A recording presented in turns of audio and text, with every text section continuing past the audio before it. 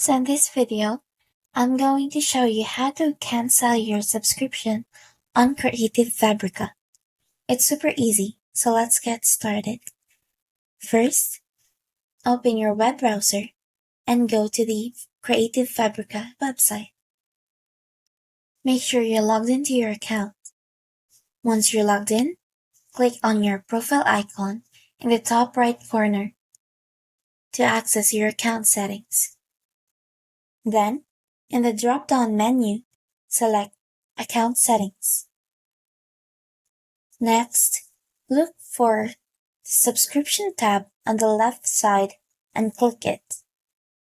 You'll see your active subscription details here.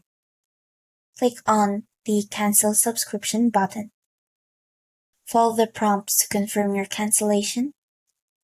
And remember, you'll still have access to your subscription until the end of your current billing cycle. And that's it. You've successfully canceled your Creative Fabrica subscription.